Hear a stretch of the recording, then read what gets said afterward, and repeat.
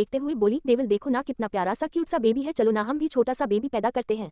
ये सुनते ही सभी की नजर आरू पर जाकर टिक जाती है। वही अधिराज आरू को ही देखने लगता है और उसे देखते हुए बोला, पहले खुद को संभालना सीख लो, उसके बाद बच्चे पैदा करना। अधिराज प्रीतम से बोला, मुझे तुमसे कुछ बात करनी है। वह वहां से चला जाता है। उन्हें रचना जाते हुए अधिराज को देखती है। वही दादी के दिमाग में कुछ चल रहा था। थोड़ी देर बाद उस बेबी को सौम्या के पास भेजा जाता है तो सौम्या की आंखों में खुशी की आंसू आ जाती है। वह अपने बच्चों को अपना स्पर्श देती है। वहीं पर सौम्या और वैभव की परिवार कंप्लीट हो चुकी थी। सौम्या वैभव की सीने पर सर रख देती है और बोली, देखो ना बिल्कुल तुम्हारे पर पड़ा है। ये सुन वह अपने बच्चे के नाक को छूते हुए बोला, और इसका नाक बिल्कुल तुम्हारे पर पड़ी है। ये सुन सौम्या मुस्कुरा देती है। दूसरे दिन ही सौम्या की नॉर्मल डिलीवरी होने की वजह से वह घर पर आ चुकी थी। इस बीच आरू भी बेबी की वजह से वह गिरवाल हाउस में ही रुकी हुई थी। इस बीच उसकी रचना से नाराजगी साफ थी क्योंकि रचना उससे बात नहीं कर रही थी। आरू को यही लगा था कि वह अधिराज के साथ थी, इसी वजह से रचना नाराज है। ऐसे ही 1 हफ्ते से ज्यादा निकल चुके थे। वही बच्चों के आने की खुशी में बच्चे का नामकरण की रस्म के लिए एक पूजा और छोटी सी पार्टी रखी गई थी, जिसमें अपने ही घर के कुछ लोग शामिल थे। वही जहां पंडित जी पूजा करवा रहे थे वही वैभव, सौम्या और बच्चे के साथ बैठे हुए थे। वही राजावत परिवार के भी सभी लोग वहां पर मौजूद थे। वही सिया ये सब देख बोली, यहाँ पर तो सिर्फ फैमिली के लोग हैं, हमारे यहाँ तो नामकरण में पूरा गाँव ही हाजिर हो जाता है। ये सुनते ही उसके बगल में ही खड़ा पारस बोला, अच्छा जी क्या आप हमें अपना गाँव नहीं घुमाएंगी? यह सुनते ही सिया खुश होते हुए बोली, हाँ क्यों नहीं, हम जरूर अपना गाँव घुमाएंगे, पर जब हम चलेंगे तब। ये सुन पारस बोला, वैसे गाँव में छोरियां क्या आप ही की तरह विचित्र है? ये सुनते ही सिया उसे घूरते हुए बोली, यह विचित्र कहने का क्या मतलब है? ये सुन बगल में आते हुए श्रुति बोली, इसका विचित्र कहने का मतलब है तुम्हारी तरह सुंदर। ये सुनते ही सिया शर्माते हुए बोली, हाँ वैसे तो हमारे गांव में बहुत सुंदर सुंदर लड़कियां हैं, पर वहां के लोग कहते हैं कि सबसे ज्यादा सुंदर मैं ही हूँ। ये बोल वह अपने चेहरे पर हाथ रख लेती है। ये देख पारस अपने दिल पर हाथ रखते हुए बोला, हाय गाँव की छोरी। वही अथर्व बदबदाते हुए बोला, सुंदर नहीं पूरी की पूरी छछूंदर है। ये सुनते ही उसके बगल में खड़ा शिव बोला, क्या कहा तुमने? वह सिया छछूंदर। ये सुनते ही अथर्व उसे घुरते हुए बोला, ये बात तुम धीरे से भी बोल सकते हो कि सुना किसे रहे हो? तभी उसकी नजर भैरव पर पड़ी जो उसे ही घूरते हुए देख रहा था। ये देख अथर्व शिव को घुरा तो शिव अपने कंधे उचका देता है। तभी शिव की नजर बरखा पर पड़ती है। बरखा जिसने मैरून कलर का हमेशा की तरह सूट पहना हुआ था, पर कानों में झुमके, माथे पर बिंदी, बालों की चोटी बनाए और हाथों में से थोड़ी थोड़ी चूड़ियां डाली थी, जिसमें बेहद खूबसूरत लग रही थी। वही वह बच्चे को अपने गोद में उठाती है और उसके प्यार से गाल को चूमते हुए वह उसे ले जाकर दादी की गोद में दे देती है। तभी रचना बोली, बरखा प्रसाद पंडित जी को लाकर देना। बरखा हाँ में सिर हिलाती है। थोड़ी देर बाद पंडित जी को प्रसाद दिया जाता है जो वह भगवान को भोग लगाते हैं। थोड़ी देर बाद नामकरण की रस्म होती है जिसमें बुआ को बच्चों का नाम रखना था, जिसमें बरखा और आरू एक दूसरे को देखते हैं और दोनों ही एक साथ बोले, उसका नाम मैं रखूंगी। ये सुन बरखा बोली, तू छोटी है और मैं बड़ी, इसलिए मैं नाम रखूंगी। ये सुनते ही आरू बोली, ये तो गलत है, छोटी लोगों को पहले मौका मिलता है। ये सुनकर बरखा चुप कर, जब काम नहीं करना होता है तो बोलती है कि तू छोटी है, हर जगह तेरी मनमानी नहीं चलेगी। दोनों के बीच में बहस शुरू होती है। ये देखते ही वहां खड़ा आदित्य आरू के कंधे पर हाथ रखते हुए बोला, बस करो, मैं तुम दोनों को आइडिया देता हूँ। ये सुन दोनों उसे देखने लगते हैं तो आदित्य बोला, एक घर का नाम रख लो और एक आने वाले समय स्कूल के नाम रखो। ये सुनते ही दोनों फिर से कुछ बोलते, तभी आदित्य चिल्लाते हुए बोला, अब इसके बाद बहस नहीं, वरना नाम मैं रखूंगा। ये सुन पंडित जी बोले, नाम श से रखना। बरखा से बोला, तुम इसका नाम रखो। ये सुन सोचते हुए बरखा बोली, और मैं इसका नाम शोभित रखूंगी। सुनते ही सभी को ये नाम अच्छा लगा। तभी आरू बोली, ठीक है तो मैं इसका नाम तेरे ही नाम पर शुभ रखती हूँ। ये सुन तो सभी को और भी ज्यादा पसंद आता है। वही हंसी ठिठोली में यह फंक्शन खत्म होता है। वही अधिराज आज के फंक्शन में नहीं था। बरखा प्रसाद को हाथ में लिए इधर उधर नजरें घुमा रही थी। वह सभी को प्रसाद दे चुकी थी, पर उसे शिव कहीं नहीं दिखता। ये देख वह शिव के कमरे की तरफ चली जाती है। वह देखी है तो कमरा खुला था। वह अंदर जाते हुए वह आवाज लगाई, शिव जी, यह बोल वह और आगे बढ़ी। तभी उसे दरवाजा लॉक होने की आवाज आती है। वह झटके से पीछे घूमी तो वहां पर शिव खड़ा था जो उसे ही घुरे जा रहा था। ये देख बरखा हड़बड़ा जाती है, पर वह शिव को देख बोली, वह मैं आपको एक प्रसाद देने के लिए आई थी। यह कह वह शिव के पास जाती है तो कभी शिव को देखती तो कभी बंद दरवाजे को। ये देख शिव के चेहरे पर टेढ़ी स्माइल आ जाती है। वह उसे देखते हुए बोला, क्या हुआ, डर लग रहा है? ये सुन बरखा बोली, डर नहीं, भला मुझे क्यों डर लगेगा, वह भी खासतर पर अपने ही घर में। ये सुन शिव उसे देखते हुए बोला, पर यह मेरा कमरा है, एक लड़का का कमरा।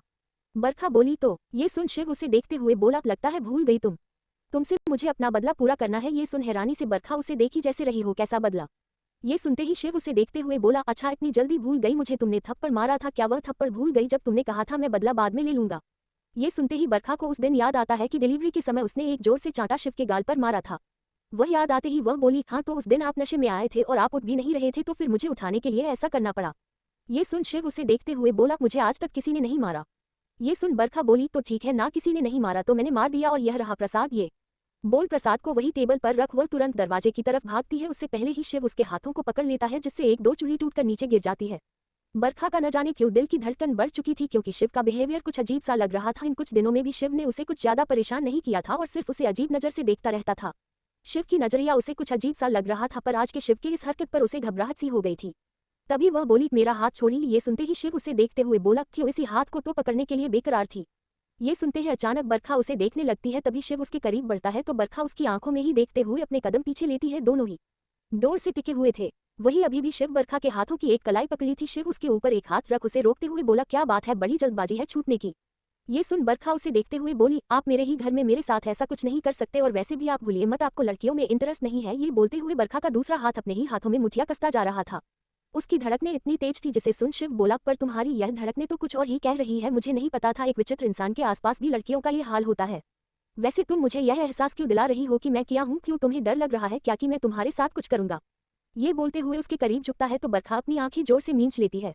ये देख शिव के चेहरे पर स्माइल आ जाती है। वह बरखा के चेहरे का अंगुली से ऊपर किया तो बरखा उसे देखने लगती है। तो शिव बोला, मैं सामने वाला जैसा वार करता है वैसा ही उसे पलटवार करता हूँ। तो तुमने मुझे थप्पड़ मारा था तो उसके बदले में भी तुम्हें थप्पड़ ही लगाने वाला हूँ। ये सुनते ही बरखा की आंखें बड़ी हो जाती है और वह बोली, आप ऐसा नहीं कर सकते। ये सुनते ही शिव बोला, मैं ऐसा कर सकता हूँ। ये कह अपना हाथ उठाकर बरखा की तरफ किया तो बरखा डरकर अपनी आंखें बंद कर लेती है। वही काफी देर तक बरखा को थप्पड़ का एहसास जब नहीं होता है तो वह धीरे से अपनी आंखें खोलती है तो देखी शिव उसे मुस्कुराते हुए देख रहा था। पहली बार शिव को एक प्योर और एक अलग ढंग से मुस्कुराते देख बरखा उसे ही देखने लगती है। तभी शिव बोला, मैं इतना भी निर्दयी नहीं हूँ। ये होते ही बरखा झटके से उसके हाथ से खुद को छुड़ा उसे खुद से दूर धकेल देती है और वह दरवाजा खोलकर जाने को होती है। तभी शिव पीछे से कमर में उसके हाथ डाल उसे खुद के करीब खींच लेता है। बरखा की पीठ उसके सीने से जा लगती है। तभी बरखा को अपने और करीब खींचते हुए वह बरखा के कान के पास जा धीरे से बोला, मुझे लाइफ में ऐसे थप्पड़ लगाने वाली पहली तुम हो और फिर भी मुझे बुरा नहीं लगा। ये सुन बरखा अपनी धड़कते हुई धड़कन से उसे ही देख रही थी। तभी शिव आगे बढ़कर उसके गाल पर किस कर लेता है और उसे छोड़ देता है। बरखा वहां से ऐसे भागती है जैसे ना जाने क्या हो गया हो। ये देखते ही शिव हंसने लगता है। हंसते हुए ही उसकी नजर वही दूर पर खड़े आदित्य पर पड़ी जो उसे ही घूर रहा था। आदित्य को देख शिव बोला, क्या है, घूर क्यों रहा है? ये सुनते ही आदित्य अपने फोन की तरफ इशारा करता है जहां अधिराज का कॉल था। ये होते ही शिव झटके से अपने फोन को चेक करता है जहां पर 8 से 10 उसके और प्रीतम की कॉल थे। ये देखते ही वह हड़बड़ा जाता है। उसके चेहरे पर थोड़े पसीने के भाव आ जाते हैं और वह तुरंत वहां से निकल जाता है। वही ऑफिस में अधिराज अपने चेयर पर बैठा पेपर को टेबल पर घुमाया जा रहा था। अधिराज की आंखें इस समय बेहद लाल थी, जैसे वह न जाने कितने समय से सोया ना हो। वही प्रीतम जो चुपचाप उसे देख रहा था वह हिम्मत कर बोला, अधिराज खुद को नॉर्मल करो। पूरे एक हफ्ते से तुम पता लगाने की हर मुश्किल कोशिश की है और हम सभी पता लगाने की कोशिश कर रहे हैं। तुम्हें खुद को नॉर्मल रखना होगा। ये सुनते ही अधिराज प्रीतम को देखते हुए अपने गुस्से और भारी आवाज में बोला, कब तक प्रीतम, कब तक? मेरे ही आंखों के सामने उसका एक्सीडेंट होने से बचा। क्या तुम इसका मतलब जानते हो? वह इंसान हर हाल में आरू पर वार करेगा और मैं अभी तक ये जान नहीं पाया कि आखिर उसका दुश्मन है कौन।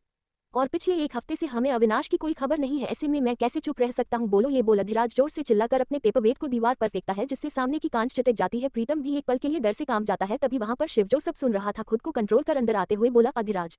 ये सुनते ही अधिराज उसे देखते हुए बोला, अगर तुमने मुझे कोई ऐसी खबर नहीं दी जिससे मेरा गुस्सा शांत हो तो फिर तुम यहाँ से दफा हो जाना और दोबारा मुझे अपना चेहरा मत दिखाना, और मैं ये कोई मजाक नहीं कर रहा।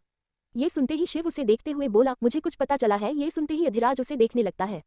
एपिसोड 312, अधिराज ने की आरू से शादी के लिए हाँ। अधिराज के गुस्से को देखते हुए शिव उसे देखते हुए बोला, मेरे पास ऐसी खबर है जिससे तुम्हारे पैरों तले जमीन खिसक जाएगी। ये सुनते ही अधिराज उसे देखा जैसे पूछ रहा हो क्या हुआ है। ये सुनते ही शिव उसे देखते हुए बोला, अभी तक तो हम ये सभी जो सोच रहे हैं कि आरू की तुम्हारे वाइफ की खबर किसी को नहीं है, पर शायद तुम गलत हो। ये बात गजेंद्र को पता है। ये सुन अधिराज उसे देखा तो शिव बोला, काफी समय से आरू का कोई पीछा कर रहा था। ये बात सुन अधिराज शिव को देख चिल्लाते हुए बोला, और यह बात तुम मुझे अब बता रहे हो? ये कह वह गुस्से से टेबल पर हाथ पटकता है तो शिव उसे देखते हुए बोला, अधिराज हम इस बारे में पता करने की कोशिश कर ही रहे थे और वह इंसान हमारे हाथ लग चुका है, और हमने जब उसे कबूल करवाया तो उसने कहा कि गजेंद्र आरू को किडनैप कर मारने फरमान जारी किया है। पर समझने की बात यह है कि आखिर गजेंद्र को बताया किसने? जरूर कोई हमारे घर का ही ऐसा सदस्य है जो उसने गजेंद्र को इन्फॉर्म किया होगा। ये सुन अधिराज उसे देखते हुए बोला, उसकी इतनी हिम्मत, शायद मैं अब तक उसे अपनी सजा न देकर उसका मन बढ़ाया है। ये सुनते ही प्रीतम बोला, आखिर तुम करना क्या चाहते हो? ये सुनते ही अधिराज के चेहरे पर टेढ़ी स्माइल आ जाती है और वह उसे देखते हुए बोला, वही जो गजेंद्र करना चाहता था। जब बात अपने पर आती है तो इंसान को कितना दर्द और तड़प होती है। अब मैं उस गजेंद्र को ये सिखाना चाहता हूँ, उसके चेहरे पर दर्द देखना चाहता हूँ, उसे गिड़गिड़ाते हुए देखना चाहता हूँ ताकि कभी मेरे फैमिली और आरू पर नजर भी ना उठा सके। ये सुनते ही शिव के चेहरे पर एक अजीब सी स्माइल और एक गहरी सांस लेता है कि वह बाल बाल बचा था। वहीं दूसरी तरफ शाम हो चुकी थी पर एक घर के बाहर डोर बेल बजती है। ये घर जो किसी और का नहीं प्रीता का था। वह जाकर डोर खोलती है तो उसे सामने कोई नहीं दिखता। ये देख वह ना समझ में डोर बंद कर देती है। तभी फिर से डोर बजती है। ये देख प्रीता डोर खोली तो फिर से वहां उसे कोई नहीं दिखता। वह दरवाजा बंद कर देती है। वही न जाने क्यों उसे थोड़ा डर सा लग रहा था। वही बाहर जहां प्रीता के सारे गैंग गए हुए थे और वह डोर बेल बजाते ही छुप जाते थे। तभी फिर से डोर बेल बजता है। ये होते ही प्रीता अपने हाथ में वही टंगी एक हॉकी को उठाती है और डोर खोल सामने एक जोर से वार करती है। तभी किसी की चिल्लाने की आवाज आती है। चिल्लाते ही उसकी नजर सामने पड़ती है जहां पर पारस खड़ा था, पर उसको देखते ही प्रीता अपने मुंह पर हाथ रख लेती है। वही पारस धड़ाम से बैठ जाता है। वही सभी जोर से हंसने लगते हैं। हंसने की आवाज सुन प्रीता की नजर पड़ती है तो वहां पर अपने सारे गैंग को देखते ही वह खुशी से उछल पड़ती है। वही सभी आगे बढ़कर प्रीता को कसकर गले से लगा लेते हैं। वही प्रीता तो अपनी खुशी को बयां नहीं कर पा रही थी। सभी अंदर चले जाते हैं। वही डोर पर ही पारस उसे बेरहमी से छोड़े जाने पर उन सभी को देख रहा था जहां पर किसी को उसकी कोई फिक्र ही नहीं थी। सभी वहां पर आने की बात करते हैं तो अथर्व पारस को एक बॉडीगार्ड की तरह उसे भेज देता है और अथर्व की बात पारस को मानना ही था आखिर कुछ ही समय के लिए, पर वह अधिराज का पसंद बॉडीगार्ड जो बन गया था। वही सभी अंदर जाते हैं। तभी प्रीता को देखते हुए आरू उसे अगल बगल पलटते हुए बोली, अरे वाह क्या बात है, तू तो बेहद चेंज सी हो गई है। ये सुन आरू उसके चेहरे को पकड़ ऊपर करते हुए बोली, चेहरे की लाली ही कुछ अलग लग रही है। ये सुनते ही प्रीता शर्मा जाती है। तभी श्रुति सोफे पर लुढ़कते हुए बोली, ये सब हमारे जीजू के पैशनेट प्यार का कमाल है। ये सुनते ही प्रीता उसे घुरते हुए बोली, चुप कर बेशर्म। ये सुनते ही श्रुति बोली, बेशर्म की क्या बात है, देखना एक दिन मेरे पर भी मेरे पति का मेरे प्यार का रंग ऐसे ही चढ़ेगा। ये सुनते ही सभी श्रुति को इग्नोर करते हैं। तभी डोर से आते हुए प्रियांशु बोला, अच्छा जी यहाँ सभी आपस में मिल गए हैं और मेरा क्या। प्रियांशु को देखते ही प्रीता भागकर उसके गले से लग जाती है तो प्रियांशु उसे कसकर गले लगाते हुए बोला, मेरी जान कैसी है तू। ये सुनते ही प्रीता बोली, मैं ठीक हूँ, तू कैसा है। ये बोलते भी उसकी आंखों में नमी आ जाती है। तभी प्रियांशु बोला, हम सभी मस्त है, पर हम सभी इस समय पूरी तरह से भूखे भेड़ियों की तरह आए हुए हैं। ये सुनते ही प्रीता उसके पीठ पर एक मुक्का जड़ते हुए बोली, तो तुम सब यहाँ भूखे भेड़ियों की तरह यहाँ पर खाना खाने आए हो। तभी बरखा बोली, मैंने कहा हम बाहर से ही कुछ लेते हैं, पर ये सभी नहीं माने। ये सुनते ही आरू बोली, हम तो कब से प्लान बना रहे थे कि हम यहाँ पर आए, पर वह क्या है, हम तेरा हनीमून पीरियड बिगाड़ना नहीं चाहते थे। ये सुनते ही प्रीता उसके काम को मरोड़ते हुए बोली, अच्छा बच्चू, और तू जो भाई के साथ उनके सीक्रेट घर पर उनके साथ थी उसका क्या। ये सुनते ही आरू अपने कान छुड़ाते हुए बोली, छोड़ मोटी, अरे कम से कम कुछ तो हमारी इज्जत कर, हमारे मेहमान नवाजी का, हम सच में तेरे हाथ कुछ खाना चाहते हैं। ये बोलते हुए मासूम सा चेहरा बनाती है तो प्रीता उसका प्यार से गाल खींचते हुए बोली, अच्छा ठीक है। ये बोल उसकी नजर दूर खड़ी सिया पर पड़ी जो मुस्कुराते हुए एक तरफ खड़ी उसे देख रही थी। प्रीता उसके पास जाते हुए सिया के गले लगते हुए बोली, तुम क्यों इतनी चुप चुप से क्यों हो। ये सुनते ही सिया मासूमियत से, मैं आप सभी के साथ बचपन से क्यों नहीं थी। ये सुन प्रीता प्यार से उसके चेहरे को पकड़ते हुए बोली, पर तुम अब तो हो ना। ये सुनते ही आरू बोली, तू प्रियांशु से शादी कर ले तो हमेशा हमारे साथ रह जाएगी। यह सुनते हैं प्रियांशु और सिया एक साथ बोले, कभी नहीं, हम दोनों भाई बहन हैं। सभी अपने में लग जाते हैं। वही अंदर आते हुए पारस खुन्नस में उन सभी को देखे जा रहा था और सभी पारस को फुल इग्नोर कर देते हैं। वहीं दूसरी तरफ रात हो चुकी थी। सभी राजावत हाउस में डिनर के लिए बैठे हुए थे। तभी अधिराज भी वहां पर आता है और अपने कमरे की तरफ चला जाता है। जब से आरू गिरवाल हाउस में आई थी तब से अधिराज भी यहीं पर रह रहा था। अधिराज थोड़ी देर बाद चेंज कर नीचे आता है। वही काव्या सभी को खाना परोसने लगती है। तभी दादी अधिराज को देखते हुए बोली, हमें आपसे कुछ बात करना है। ये सुनते ही सभी दादी को देखने लगते हैं तो अधिराज बोला, क्या बात करना है आपको। ये सुनते ही दादी अधिराज को देखते हुए बोली, अधिराज, हमें नहीं पता कि आपके दिमाग में क्या चल रहा है, क्या नहीं, आप किस वजह से ये सब कर रहे हैं, और इसमें राधिका भी कुछ नहीं बोल रही है तो जरूर कुछ बात होगी, पर कुछ चीज जरूरी होती है और मुझे ये पसंद नहीं आ रही। यह सुन अधिराज उन्हें आंखें छोटी कर बोला, जो बातें करनी है स्पष्ट करिए, घुमा फिरा कर नहीं। ये सुनते ही दादी उसे देखते हुए बोली, जब आपका आरू के साथ डिवोर्स हो गया है उसके बाद भी आप आरू के साथ अपने बंगले पर रह रहे हैं, इसका वजह आप जानते हैं, समाज क्या कहेगा आपको। ये सुनते ही अधिराज दादी की तरफ देखते हुए बोला, मुझे समाज की कोई फिक्र नहीं है। ये सुनते ही दादी बोली, पर मुझे है, हम समाज के अंदर रहते हैं और आपका क्या है, आप एक आदमी है, पर लाइफ आपकी आरू से जुड़ी है। आरू आपकी लाइफ में ही नहीं, हम सभी के लिए इंपॉर्टेंट है और हम उनके ऊपर कोई कीचड़ नहीं उछालना चाहते हैं। ये सुनते ही अधिराज उन्हें देखते हुए बोला, मेरी और आरू की शादी हो गई थी, ये किसी को नहीं पता, उसके बाद भी आपको लगता है कि हमारे रिश्ते को लेकर कोई कीचड़ उछालेगा। ये सुनते ही कोई कुछ कहता तभी वहां पर बैठे विक्रम जी बोले, अधिराज विक्रम जी की आवाज पर उनकी तरफ देखा तो विक्रम उसे देखते हुए बोले, माँ क्या कहना चाहती है, उस बात को समझते हुए भी इतने ना समझ बनना अच्छी बात नहीं है। हमारा बस कहने का मतलब है कि आप आरू के साथ जैसे भी रहना चाहते हैं रहे, हमें तो बहुत खुशी है कि आप दोनों एक साथ हैं। अगर आपने साथ रहने का डिसीजन लिया है तो ठीक ही होगी, और जब आरू को कोई प्रॉब्लम नहीं है तो हमें भी कोई प्रॉब्लम नहीं है, और मैं ना पूछना चाहूंगा कि आखिर आपने ऐसा क्यों किया, लेकिन अब इस तरह से हम यह नहीं चाहते। ये सुन अधिराज सभी को देखा जो उसे ही एकटक देख रहे थे। ये देख अधिराज उन सभी को देखते हुए बोला, तो आप सभी चाहते हैं कि हमारी शादी आरू के साथ हो जाए। ये सुन सभी एक साथ सिर हिलाते हैं। तभी अधिराज बोला, और आप सभी चाहते हैं कि हमारी शादी पूरी पब्लिकली हो। ये सुनते ही सभी फिर से एक साथ सिर हिलाते हैं। तभी अधिराज दादी को देखते हुए बोला, और आप चाहती हैं जो झूठ की बुनियाद पर शादी बनी थी इस बार वह फिर से सच्ची में जुड़े। ये सुनते ही दादी हाँ में सिर हिलाती है तो अधिराज कैजुअली फिर से बोला, तो फिर प्रॉब्लम क्या है, आप सभी अपनी तैयारी शुरू करिए, मुझे कोई प्रॉब्लम नहीं है। ये सुन सभी एक पल के लिए नासमझी में अधिराज को देखते हैं। तभी अजीत अधिराज के कंधे पर हाथ रखते हुए बोला, मेरे जहांपनाह, क्या मैं जो सुन रहा हूँ वह मेरे कानों का धोखा है या उसमें 1% की भी सच्चाई है। ये सुनते ही अधिराज सभी को देखते हुए बोला, अगर एक और बार आप सभी ने मुझसे कोई सवाल किया तो फिर मैं अपना डिसीजन बदलने में वक्त नहीं लगाऊंगा। ये सुनते हैं सभी के चेहरे पर बड़ी सी मुस्कान आ जाती है। वही दादी उसकी बलाया लेते हुए बोली, हाय मेरा बिगड़ा बच्चा कितना जल्दी सुधर गया। ये बोल उसके पास आती तभी अधिराज उन्हें हाथ दिखाते हुए बोला, पर एक शर्त है।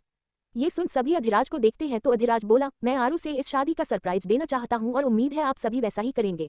ये सुनते ही सभी हाँ में सिर हिलाते हैं। सभी के लिए तो यही सबसे बड़ी खुशी थी, अधिराज मान गया था। वही अधिराज डिनर कर वहां से अपने कमरे की तरफ चला जाता है थोड़ी देर बाद।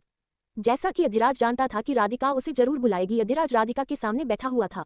राधिका उसे देखते हुए बोली, अधिराज ये सब क्या है? अभी तक आप जिस शादी को छुपाने की बात कर रहे थे, अचानक आपको इस शादी को सभी के सामने पब्लिकली करना चाहते हैं, इसका मतलब जानते हैं आप? ये सुनते ही अधिराज राधिका को देखा तो राधिका बोली, इस बारे में उन लोगों को भी खबर मिलेगी। ये सुनते ही अधिराज उन्हें देखते हुए बोला, आपको क्या लगता है कि उन्हें आरू की खबर नहीं है? ये सुनते ही राधिका उसे देखी तो अधिराज बोला, उन्हें आरू की सारी खबर है, यहाँ तक कि हमारे सारे परिवार की भी खबर लग चुकी है। पर हमारा क्या? ये सुन राधिका बोली, आप कहना क्या चाहते हैं? ये सुनते ही अधिराज बोला, हमें उनके बारे में एक क्लू तक नहीं मिला है कि आखिर वह लोग हैं कौन कौन है, किसके पास है आरू की वसीयत, और ऐसे छुपम छुपाई की गेम में तो हम तो उनका निशाना रहेंगे, पर हमारा कोई भी टारगेट नहीं है। अगर उस टारगेट को बाहर निकालना है तो उसके लिए ये करना ही होगा। ये सुनते ही राधिका हैरानी से उसे देखते हुए थोड़ी डर के भाव से बोली, अधिराज आप इसका मतलब भी समझते हैं? इसका मतलब यह है खतरा सिर्फ आरू पर नहीं आप पर भी होगा। अधिराज राधिका की आंखों में ऐसे डर देख खड़ा होता है और राधिका के पास जाकर बैठते हुए उनके हाथों को पकड़ बोला, पहले तो आप घबराए मत करिए, दूसरी बार अगर हम यह नहीं करेंगे तो हमारे दुश्मन कभी हमारे सामने नहीं आएंगे और हमें ये करना ही होगा। ये सुनते ही राधिका अधिराज को अपने गले से लगा लेती है। अधिराज के चेहरे पर मुस्कान आ जाती है और वह भी उनकी पीठ पर हाथ रख देता है। वही तभी किसी की खांसने की आवाज आती है। दोनों ही अलग होते हैं और डोर पर देखे तो वहां विक्रम खड़े थे जो अधिराज को घुरे जा रहे थे। ये देख अधिराज खुद से कहता है, आ गए कबाब में हड्डी। वही विक्रम राधिका को देखते हुए बोला, हम आपका कब से कमरे में इंतजार कर रहे हैं और आप यहाँ किसी और के साथ हैं। ये सुनते ही राधिका विक्रम को घूर कर देखती है तो अधिराज विक्रम को देख बोला, क्यों आपको कोई प्रॉब्लम है? मेरी मॉम अगर मेरे साथ रहे। ये सुनते ही विक्रम अधिराज को देखते हुए बोला, तुम्हारी मॉम होने से पहले यह मेरी बीवी है। ये सुनते ही अधिराज बोला, पर एक बच्चे के आने के बाद एक औरत के लिए सबसे ज्यादा इंपॉर्टेंट उसका बच्चा हो जाता है। ये सुनते ही विक्रम उसके पास आते हुए उसे उंगली दिखाते हुए बोला, देखो तुम ना हमारे प्यार के बीच में हमेशा से कबाब में हड्डी बनते हो। ये सुनते ही अधिराज उन्हें चिढ़कर देखा और बोला, कबाब में हड्डी? पर मुझे तो यहाँ कोई और ही हड्डी दिख रहा है। वही राधिका उन दोनों बाप बेटे को आपस में बात करते देख जहाँ उसे अंदर ही अंदर थोड़ी एक अच्छी फीलिंग और वह खुश थी, पर चेहरे से एक नकली गुस्सा दिखाते हुए बोली, बस करिए आप दोनों, अधिराज अपने कमरे में जाए और आप। ये सुनते ही विक्रम झट से उसका हाथ पकड़ खींचते हुए बोला, और हम हमारे कमरे में चलते हैं। ये बोल राधिका को खींच कर ले जाने लगता है। वही विक्रम जाते हुए डोर के पास रुककर पीछे मुड़ अधिराज को देखते हुए बोला, अपनी बात पर कायम रहना। एक बच्चे पैदा होने के बाद औरत के लिए उसका बच्चा ही इंपॉर्टेंट हो जाता है, तो यह नियम तुम्हारे ऊपर भी लागू होता है। ये बोल राधिका को लेकर चले जाते हैं। वही अधिराज जो पहले तो समझ नहीं पाता, पर जैसे ही समझ आता है वह खुद से बोलता है, क्या आरू के लिए मैं इंपॉर्टेंट नहीं हो जाऊंगा? ये बोल सिर झटकता है और फिर सिगरेट को निकाल अपने मुंह के पास रख बालकनी में जाकर खड़ा हो जाता है और खुद से कहता है, अगर ऐसी बात होगी तो फिर मैं बच्चे ही कभी पैदा नहीं करूंगा। ये बोलते हुए उसके चेहरे पर मुस्कान आ जाती है जैसे वह कोई जंग जीत लिया हो। वही अगले ही पल अपने डिसीजन के बारे में सोचने लगता है और खुद से कहता है, तुम जो कोई भी हो अब तैयार हो जाओ, क्योंकि मैं आरू के ऊपर यह खतरा और नहीं देख सकता। और मिसेज आरू अधिराज सिंह राजावत फिर से मिसेज राजावत बनने के लिए तैयार हो जाए, क्योंकि इस बार मैं आपको वो सारी खुशी दूंगा जो आप डिजर्व करती है। ये कह उसके चेहरे पर एक मुस्कान आ जाती है। एपिसोड 313 अधिराज के अफेयर, आरू अर्थव का फर्स्ट लव, सिया अर्थव की करीबी। जहां अधिराज अपनी शादी का ऐलान सभी परिवार वालों को कर दिया था, वही इस बात से अनजान आरू आज अपने सभी गैंग के साथ प्रीता के घर पर थी। वही प्रीता और सभी इस समय डिनर कर रहे थे, जहां पर अथर्व भी इस समय पहुंच चुका था। अथर्व प्रीता सभी डिनर करते हैं। तभी अथर्व प्रीता को देख बोला, विश्वा कब तक आने वाला है? ये सुनते ही प्रीता उसे देखते हुए बोली, भाई उन्हें आने में लगभग 11 बजे बज जाते हैं। ये सुनते ही अथर्व उसे देखते हुए, तो क्या तुम इतनी देर तक यहाँ पर अकेली ही रहती हो? ये सुनते ही प्रीता थोड़ी हड़बड़ा जाती है। उसे लगता है कि अथर्व विश्वा को गलत ना समझे और बोली, भाई मेरी आदत हो गई है और मुझे कोई प्रॉब्लम नहीं है। ये सुन अथर्व भी कुछ नहीं बोला, पर उसने प्रीता को साफ कह दिया था कि वह विश्वा के आने के बाद ही यहाँ से जाएगा। वही देर रात हो चुकी थी। प्रीता विश्वा को बार बार कॉल लगा रही थी, पर विश्वा का कॉल नहीं रिसीव हो रहा था। लगभग 12 बजे बज चुके थे। वही सभी बैठे अंताक्षरी खेल रहे थे। तभी विश्वा का प्रीता के फोन पर एक मैसेज आता है और उस मैसेज को जैसे ही प्रीता पढ़ती है, वह खुद से कहती है, आज न जाने भाई को क्या हो गया है, उन्हें पता चलेगा कि यह आज नहीं आने वाले हैं तो वह न जाने कौन सा बखेड़ा खड़ा करेंगे। वह ये बोलते ही है तभी पीछे से उसका कोई फोन खींच लेता है। फोन खींचते ही वह देखी तो श्रुति थी और मैसेज पर उछलते हुए बोली, वाह आज भाई नहीं आने वाले, अब हम सभी एंजॉय करेंगे और हम यहीं पर रुकने वाले हैं। वही सभी इस बात की खुशी मनाते हैं, पर अथर्व का मूड बिल्कुल भी ऑफ हो चुका था। वही वह सोफे पर बैठा हुआ था, उसी के साथ पारस और सभी नीचे बैठे एंजॉय कर रहे थे। वही पारस अथर्व से बोला, क्या हुआ, ये खड़ूस जैसा क्यों बैठा हुआ है, चलना एंजॉय करते हैं। ये सुन अथर्व उसे देखते हुए बोला, तू ही जाकर एंजॉय कर। यह कह वह उसकी छत की तरफ चला जाता है। वही पारस मुंह बनाते हुए बोला, बोरिंग इंसान। ये बोल उन सभी में बैठ जाता है। वही प्रीता टाइम को देखती है और किचन में जाकर सभी के लिए कॉफी बनाती है और कॉफी के बाद वह पारस से बोली, भाई ये कॉफी भाई को ले जाकर दे देना। ये सुनते ही पारस इग्नोर करते हुए, नहीं तू जाकर दे, मैं उसे बेवकूफ के पास नहीं जाने वाला। प्रीता सभी की तरफ देखती है तो सभी अपने एंजॉय में लगे हुए थे। वही प्रीता सोची, अगर वह जाएगी तो न जाने कितने सवाल करेगा। ये सोचते हुए वह सिया की तरफ उम्मीद भरी नजर से देख बोली, क्या तुम जाकर भाई को दे दोगी? ये सुनते सिया खुद ही जो घबरा जाती है। अथर्व के सामने ज्यादा जाना नहीं चाहती थी, पर बार बार उसके रिक्वेस्ट को सुन वह मना नहीं कर पाती और वह कॉफी का कप लिए छत की तरफ चली जाती है। वही छत पर जाते ही उसकी नजर एक तरफ खड़े अथर्व पर पड़ी जो नीचे देख रहा था। वह घबरा सी जाती है। वह हिम्मत कर उसके पास जाती है और बोली, वह मैं आपके लिए कॉफी। वह इतना ही बोलती है कि अथर्व पीछे मुड़ा तो वह अथर्व को देख घबरा जाती है। उस घबराहट में उसके हाथ से कॉफी गिरती उससे पहले ही अथर्व उसके काफी वाले हाथ को पकड़ लेता है। ऐसा करने पर अथर्व का हाथ सिया के हाथों पर पकड़े होते हैं। ये होते ही सिया घबराहट भरी आंखों से वह अथर्व को देखने लगती है और झटके से अथर्व से हाथ छोड़ पीछे करने को होती है तो अगले ही पल अथर्व उसके हाथों पर अपनी पकड़ कस देता है। ये होते ही सिया आंख बड़ी कर वो उसे देखने लगती है। उसका मुंह रोने जैसा बन गया था। वही अथर्व उसे देखते हुए बोला, क्या हुआ? मेरे छूने से तुम पिघल जाओगी जो तुम ऐसे घबरा रही हो। ये सुनते ही सिया जल्दी से हाँ में सिर हिलाती है तो अथर्व उसे घूर कर देखता है तो वह जल्दी से ना में सिर हिलाती है। अथर्व बोला, तो फिर तुम मुझसे इतना दूर क्यों भागती हो? क्या मैं तुम्हें खा जाऊंगा? ये सुन सिया ना में सिर हिलाकर अपनी नजर झुका लेती है। ये देख उसके चेहरे पर मुस्कान आ जाती है और अगले ही पल बोला, अच्छा बताओ, क्या तुम मुझसे डरती हो उस दिन की वजह से? ये सुनते ही सिया आंखें बड़ी कर उसे देखी तो अथर्व उसे देखते हुए बोला, क्या तुम्हें लगता है कि मैं बुरा हूँ? ये कह अथर्व कॉफी का एक शीप लेता है और उसे वहीं पर रख देता है और अगले पल सिया का हाथ पकड़कर उसे खींचकर अपने बगल में खड़ा कर देता है। उसके ऐसा करने से सिया अपने हाथों को छुड़ाती उससे पहले ही, अथर्व ये हाथ तुम्हारा अब तक नहीं छोड़ूंगा जब तक तुम वजह नहीं बताती। ये सुनते ही सिया उसे देखने लगती है। सिया के दिल की धड़कन बढ़ चुकी थी। वह गांव में भले ही पली पड़ी थी, हालांकि वह इतनी भी बुद्धू और बेवकूफ नहीं थी, पर गांव में इस तरह से लड़के किसी लड़की को ऐसे नहीं पकड़ते थे। ऐसे में एक अनजान इंसान का ऐसे छूना उसे घबराहट सी हो जाती है। उसकी आंखों में घबराहट देखकर अथर्व बोला, मैं तुमसे कुछ पूछ रहा हूँ। ये सुनते ही सिया बोली, मुझे छोड़िए।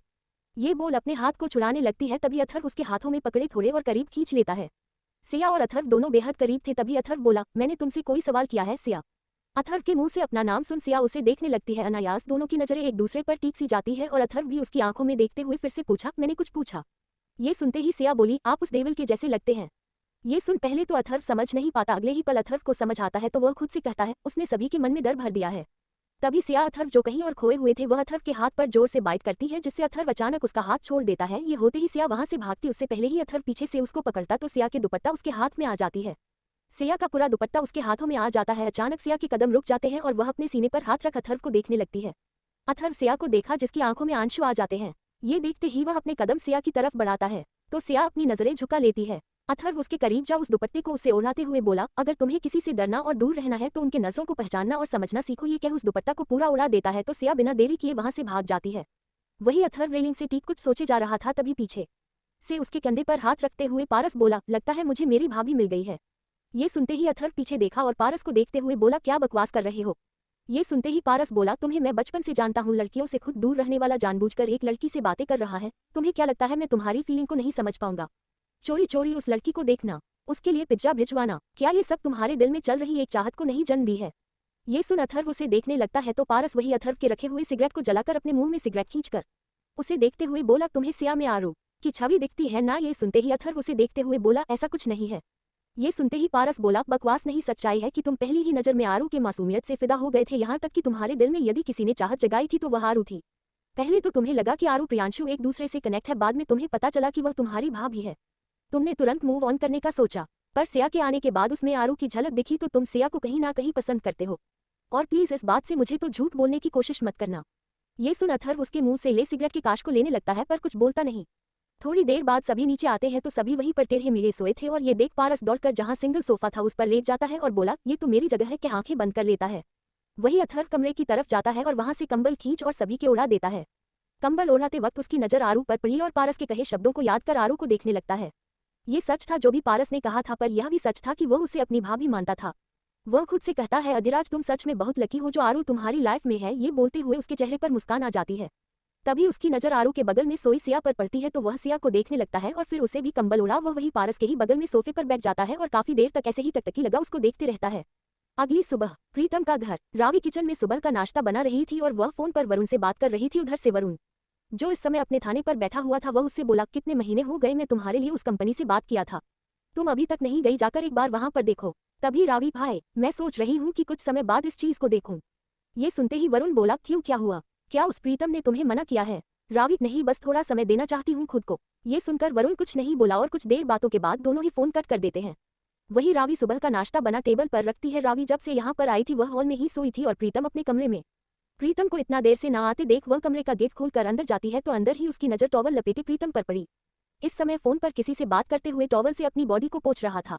रावी को अंदर आते देख वह अचानक टॉवल से खुद को ढकते हुए बोला, ए लड़की, तुमको शर्म नहीं आती बिना नॉक के अंदर आने की। ये सुनते ही रावी जो वहां से जाने को ही पर जैसे ही यह सुनती है वह रुक उसे घूर कर देखने लगती है और उसे देखते हुए बोली, क्या कहा तुमने? तुम्हारा कमरा तो मिस्टर है, तुम्हें बता दूं कि यह मेरा भी कमरा है, वह बात अलग है कि मैं इसमें नहीं सोई। ये सुनते ही प्रीतम बोला, और सोना भी मत। ये सुन रावी एक कदम बढ़ाती उससे पहले ही प्रीतम बोला, अरे यार जाओ बाहर, मैंने कपड़े नहीं पहने यार, कुछ तो शर्म करो। उसकी हालत देख रावी को हंसी आ जाती है और वह बाहर निकल जाती है। प्रीतम खुद से कहता है, लड़कों की भी इज्जत होती है। वही रावी तैयार होकर बाहर ब्रेकफास्ट टेबल पर जाता है जहां रावी ने सुबह का नाश्ता बनाया था। घर के सारे जरूरत के सामान को अपने अकॉर्डिंग लाया था। वही वह बैठता है तो रावी को उसे देखकर हंसी आ जाती है। ये देख प्रीतम उसे घुरते हुए बोला, क्या है, क्यों हंस रही हो? ये सुनते ही रावी उसके थाली में नाश्ते को परोसते हुए बोली, तुम तो ऐसे शर्मा रहे थे जैसे कोई लड़की हो। ये सुनते ही प्रीतम बोला, तो मैं अपनी बॉडी किसी को दिखाना नहीं चाहता, मेरी भी कुछ सीक्रेट है। ये सुन रावी उसे देखते हुए बोली, मुझे तुम्हारी बॉडी देखने का कोई शौक में नहीं था, वैसे भी तुम्हारी बॉडी में क्या है, तुमसे अच्छा तो राज की बॉडी है। इतना कहते कहते वह अचानक रुक जाती है। वही प्रीतम जो खाने का एक निवाला मुंह में डालने होता है, जैसे ये सुनता है वह रावी को देखने लगता है। ना जाने क्यों उसे रावी का उसके और अपने बीच में अधिराज का नाम लेना उसे बिल्कुल भी अच्छा नहीं लगता। वह अगले ही पल उठता है और अपने कमरे में चला जाता है। ये देख रावी बोली, प्रीतम मेरी बात सुनो। पर प्रीतम गाड़ी की चाबी लेकर बाहर निकल जाता है। रावी आंखें बंद करते हुए खुद से कहती है, रावी तुम्हें अतीत की हर चीजों को छोड़ना होगा। वहीं दूसरी तरफ राजावत कॉर्पोरेशन में आरू और उसके साथ आए नए इंटर्न को एक हफ्ते हो चुका था। वही बरखा का भी सिलेक्शन हो चुका था। आज बरखा भी आरू और प्रीतम प्रियांशु के साथ वहीं पर आए हुए थे। वह सभी अपने मैनेजर जो कि उनकी डिपार्टमेंट का था वह उन्हें गाइड कर रहा था। वही आज उनके प्रैक्टिकल लाइफ स्टडी था जो आज अधिराज की देखरेख में होने को था। वही अब तक जो भी सभी ने सीखा था और इस चीज को गाइड करने वाला था। इसके पहले राधिका ये सब चीज करती थी। वही अधिराज अपने कदम हाल में रखता है। अधिराज को देखते ही सभी की नजर अधिराज पर जाती है तो अधिराज सामने जाकर चेयर पर बैठ जाता है और वह सभी को देखते हुए बोला, उम्मीद है कि आप सभी यहाँ पर अपने इंटर्नशिप को अच्छे से कर रहे होंगे। ये सुनते ही सभी हाँ में सिर हिलाते हैं। वही बरखा आरू से धीरे से बोली, इनकी नॉर्मल से भी बातें ऐसी लग रही है जैसे किसी को धमका रहे हैं। आरू उसे घुरती है। वही आरू अधिराज को देखती है जो उसकी तरफ बिल्कुल नहीं देख रहा था। तभी अधिराज उठकर खड़ा होता है और सामने खड़ा हो उन सभी को डिजाइन्स के बारे में काफी कुछ नॉलेज देने लगता है। अधिराज लगभग आधे घंटे तक काफी कुछ स्पीच देता है जो सभी के लिए काफी ज्यादा वैल्यूएबल था। आधे घंटे के बाद अधिराज उन सब से बोला, अगले आने वाले एक हफ्ते में मुझे इसका रिस्पॉन्स चाहिए, वरना आप सभी अपना पैकिंग कर सकते हैं। कॉन्ट्रैक्ट यदि मैंने बनाया है तो उसे तोड़ भी सकता हूं, क्योंकि मुझे यहाँ पर मस्ती नहीं चाहिए। ये बोल आरू और प्रियांशु को देखा, शायद यह बातें उन दोनों के लिए ही था। अधिराज वहां से चला जाता है। सभी लड़कियां एक गहरी सांस लेती है। तभी एक लड़की बोली, यार कितने ज्यादा हैंडसम है यार, पास से तो और भी ज्यादा गुड लुकिंग लगते हैं और ब्लैक शर्ट इस पर तो कमाल के लगते हैं। तभी दूसरी बोली, तभी तो मुझे सुनने में आया है शादी से पहले बॉस के कमरे में यदि कोई भी लड़की जाती थी तो बिना 2 घंटे के बाद बाहर नहीं आती थी। ये बात जैसे ही आरू के कान में पड़ा, आरू के कदम रुक जाते हैं जो बाहर जा रहे थे। वही बरखा और प्रियांशु भी यह बात सुनते हैं। तभी एक लड़की और बोलती है, और सुनने में आया है जितनी भी फीमेल सीईओ यदि इनसे डील करने के लिए आई थी तो उनसे इनका तो पैचअप हमेशा ही रहता था। तभी दूसरी लड़की बोली, शायद यही वजह हो सकता है कि उनकी और उनकी वाइफ की तलाक हो गई। सभी आपस में बात कर रहे थे पर वही आरू को यह सुनना न जाने क्यों अच्छा नहीं लगा। हालांकि उसे अधिराज के अफेयर के बारे में उसे अच्छे से पता था, पर यह सब सुनना उसके लिए अनएक्सपेक्टेड था। आरू तेज कदमों से वहां से निकल जाती है। बाहर निकलती है तभी उसकी नजर सामने से आ रहे आहान पर पड़ती है। आरू को देखते हुए आहान बोला, मुझे तुमसे बात करनी है। ये सुनते हैं आरू अपने डेस्क की तरफ जाते हुए बोली, आह्वान मुझे तुमसे कोई बात नहीं करनी। यह सुन आहान बोला, अरे सुनो तो। तभी सभी की नजर वहां पर दौड़कर जा रहे कई डिपार्टमेंट के मैनेजर पर पड़ी जिनके हाथों में बुके थी और वह सभी मेन डोर पर खड़े हो जाते हैं। तभी वहां पर एक गाड़ी रुकती है और गाड़ी से एक करीब 35 साल की औरत अपने कदम बाहर निकालती है। एपिसोड 314 ऋचा अधिराज की करीबी पर आरू का गुस्सा। ऋचा आरू टशन आहान दोस्ती। आहान जिसने आरू को बचाया था तब से ही आरू आह्वान के साथ रूल नहीं पेश आ रही थी। ये पिछले एक हफ्तों में उन दोनों में बातचीत होने लगी थी जिसमें आह्वान उसके साथ दोस्ती करने के लिए उसके आगे पीछे घूमता रहता था। हालांकि आह्वान उसकी नज़र में एक अच्छा लड़का था इसलिए वह उसे इग्नोर नहीं कर पाती थी। उन दोनों में थोड़ी बहुत बातचीत हो ही जाती थी। इस बीच सभी को लगा जैसे आहान आरू के पीछे पड़ा है। आहान था ही हैंडसम। कुछ ही दिनों में काफी लोगों का क्रश हो चुका था क्योंकि वह अधिराज के हर एक मीटिंग में जाता था। वही आरू जो ये सब जब से सुनी थी तभी से उसका मूड बिल्कुल खराब हो चुका था। एक पत्नी के लिए ये सब सुनना बुरा लगा था ही। वही प्रियांशु उससे बोला, आरू तू क्यों सभी की बातों का ध्यान देती है? वही बरखा बोली, और तुझे पता है फिर भी। तभी आरू बोली, मैंने कहा ना मुझे किसी से बात नहीं करनी। वही आह्वान को देखते हुए बोली, तुम यहाँ क्यों खड़े हो जाओ। पर आहान कुछ कहता तभी सभी की नजर वहां कुछ मैनेजर को दौड़कर जाते हुए बाहर पड़ी जिनके हाथों में बुके था। ये होते ही सभी उधर देखने लगते हैं जहां कुछ मैनेजर डोर पर खड़े हो जाते हैं। वही डोर पर एक गाड़ी आकर रुकती है। गाड़ी को एक सिक्योरिटी जाकर खोलत है जिसमें से एक लड़की अपने पैर बाहर निकलती है। ऊंची high heel 1 piece black dress जो घुटने से थोड़ी ही नीचे थी। आंखों पर ब्लैक रंग के गॉगल्स जिसे वह गॉगल्स उतार अपने सिर के ऊपर रख देती है। सिल्की लेजर हेयर कट जो उसके चेहरे की खूबसूरती को और बढ़ा रहे थे। ये थी ऋचा जो एक मॉडल थी जिसकी उम्र यही करीब 35 की थी, पर उसे देखकर कोई कह नहीं सकता था कि वह 35 की है। बिल्कुल 25 या 27 साल के करीब की लगती थी। आखिर वह एक मॉडल थी और मॉडल का काम होता है खुद को मेंटेन रखना। ऋचा बाहर निकलती है तभी मैनेजर सतीश उन्हें बुके बढ़ाते हुए बोले, हेलो मिस रंधावा, आपका हमारी कंपनी में स्वागत है। ये सुनते ही ऋचा एक प्यारी सी स्माइल देते हुए बोली, हेलो मिस्टर सतीश, वैसे आप अभी से बूढ़े लगने लगे हैं। ये सुनते ही सभी अगल बगल के मुस्कुरा देते हैं। वही सतीश कॉलर ठीक करते हुए बोला, शायद आप सही कह रही है मिस रंधावा, वह क्या है कि मेरे भी 2 बच्चे हैं। वह इससे ज्यादा कुछ कहते पर ऋचा आगे बढ़ते हुए बोली, मुझे फैमिली इंट्रोडक्शन में कोई इंटरेस्ट नहीं है। ये कह आगे बढ़ जाती है। वही मिस्टर सतीश खुद को संभालते हैं और तुरंत पीछे चलते हैं। तभी आगे बढ़ते हुए ऋचा बोली, तो आपके बॉस मुझे लेने नहीं आए, ये तो गलत बात है। ऐसी शख्सियत यदि नाराज हो जाएगी तो नुकसान कौन झेलेगा। वही ऋचा के चलने का स्टाइल एक अलग ही लेवल का था। ऋचा का उसके हाथ में एक छोटा सा पर्स जिसे उसने हाथों में होल्ड किया हुआ था, एक अलग ही एलिगेंट लग रही थी। वही उसके आते ही सभी लोग खड़े होकर उसका अभिवादन करते हैं। ऋचा यहाँ पर 1 से 2 बार और आ चुकी थी। ऋचा सिर्फ एक मॉडल ही नहीं, एक बहुत बड़ी कंपनी की मालकिन भी थी। उसके सम्मान में सभी का उठना लाजमी था। वही ऋचा को ये रिस्पेक्ट काफी पसंद आया, पर जाते जाते अचानक ही उसके कदम रुक जाते हैं। जहां सभी तो खड़े थे, यहाँ तक कि प्रियांशु भी मुंह खोल उसे ही देख रहा था। पर वही अपने हाथ में पकड़े पेंसिल को कसकर पकड़ उसे और ब्रेंच पर धंसाती जा रही थी और आंखों में गुस्सा लिए हुए ऋचा को ही देखे जा रही थी। ऋचा जस्ट आरू के बगल में रुकी थी और वह आरू की तरफ मुड़ते हुए बोली, मिस तुम्हें नहीं लगता कि यदि यहाँ पर सभी लोग खड़े हैं तो तुम्हें भी खड़े होकर मुझे रिस्पेक्ट देनी चाहिए। आरू ये सुनते ही उसे देखते हुए बोली, अगर मैं आपको जानती तो जरूर रिस्पेक्ट के लिए खड़ा होती, बट सॉरी मैं आपको दूर दूर तक नहीं जानती। ये सुनते ही ऋचा हैरानी से उसे देखते हुए बोली, मिस्टर सतीश यह मैं क्या सुन रही हूँ, ये लड़की कह रही है कि यह मेरे बारे में नहीं जानती। वही आरू की यह बात सुन सभी घुरकर आरू को ही देखे जा रहे थे। आखिर सामने वाली लड़की को भला क्यों कोई नहीं जानता। वही सतीश जैसे ही यह सुनता है वह आरू को आंखें दिखाते हुए बोला, मिस गिरवाल, ये ऋचा रंधावा ग्रुप की इकलौती वारिश और मालकिन दोनों हैं। ये सुनते ही आरू बोली, ये रंधावा ग्रुप क्या होता है। ये सुनते ही सभी आंखें फांदे आरू को ही देखने लगते हैं। वही ऋचा हैरानी से आरू को देख रही थी जैसे कह रही हो कि तुम रंधावा ग्रुप को नहीं जानती। तभी ऋचा आरू की तरफ मुड़ उसे देखते हुए बोली, मिस क्या तुम रंधावा ग्रुप जो कॉस्मेटिक की सबसे बड़ी ब्रांड है, क्या तुम उसे नहीं जानती। ये सुनते ही आरू उसे देखते हुए बोली, मैं कॉस्मेटिक चीज यूज नहीं करती। यह सुनना ऋचा के लिए दूसरा झटका था। आरू जिसे उससे जलन हो रही थी। ऋचा को देखकर पहले तो सभी की बातें उसके मन में चल रही थी, ऊपर से इस लड़की का अपने पति के केबिन की तरफ जाना उसे बिल्कुल भी बर्दाश्त नहीं हो रहा था। वही ऋचा जो इस बात से अनजान आरू उससे सारी खुन्नस निकाल रही है। हालांकि आरू उससे सच कह रही थी, ना वह रंधावा ग्रुप को जानती थी ना ही कॉस्मेटिक सामान। वही ऋचा आगे बढ़कर आरू के करीब आती है और उसकी गाल को छूते हुए बोली, क्या ये तुम्हारी स्किन प्योर है।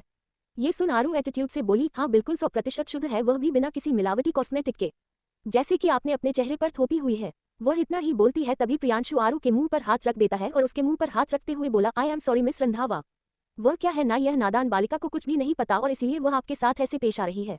वह क्या है, आज ही इसके बॉयफ्रेंड ने इसे छोड़ दिया है, वह भी एक खूबसूरत लड़की की वजह से।